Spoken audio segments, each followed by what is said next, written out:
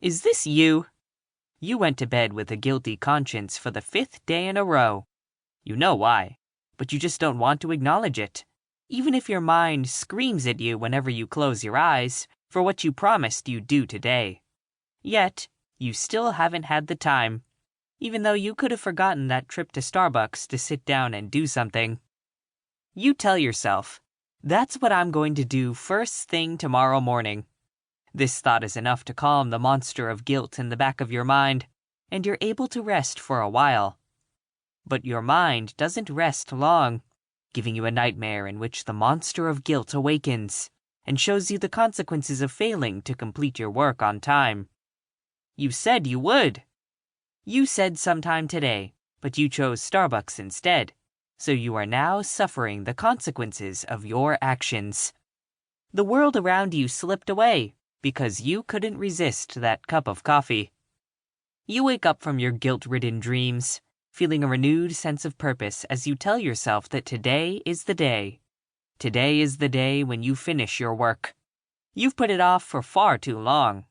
You spring out of bed, all these ideas buzzing in your head.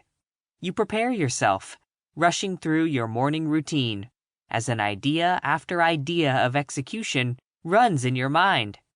You believe that today is the day. You sit down to start, laptop open, notebook and pen at the ready. But first, you need to check your phone to ensure you're up to date with all your messages and any important notifications you might have missed. You'll just take a little peek. No big deal.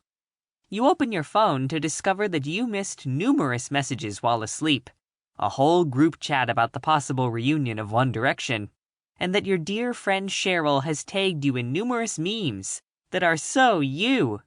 It can't hurt to respond to all messages, can it?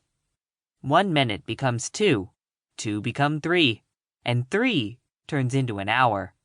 You know you should put your phone down, but somehow, you know you won't be settled without responding to all your friends' messages. Cheryl has awoken now and wants you to accompany her to Starbucks, so the two of you can run some errands later in the day. You probably shouldn't. But then again, it will be a great time to get your steps of the day in. You tell yourself that you still have another week. You can afford to take a few hours away from your desk, because your desk isn't going anywhere. The paper you need to finish certainly isn't going anywhere. But this time with your dear friend, these are memories that you know you'll cherish for a long, long time. Besides, who knows? Maybe that's what you need to get in the right frame of mind to start working. If this is you, you are not alone. 20% of men and women worldwide are procrastinators.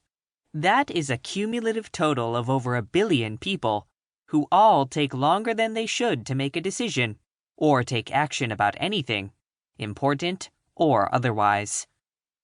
Many people who live the lifestyle described above will tell you that they work well under pressure, which is why they put off tasks until the last possible moment.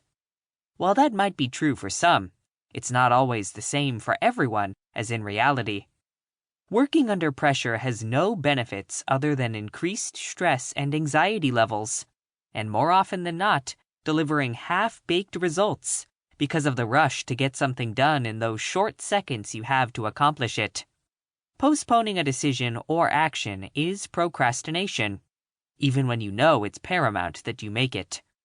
This often results in unpleasant outcomes and impacts all aspects of life, such as school, family, work, relationships with friends, and so on. As much as some would try to pass it on as a good thing, it's not. Procrastination affects not only you, but the people around you, who depend on you to get something done when you need to. We all experience procrastination at different levels, and while some would be able to pull themselves out of this slump, it's not so easy for others. Before we can explore what small steps you can take to overcome procrastination and its effects, first, let's examine what causes it.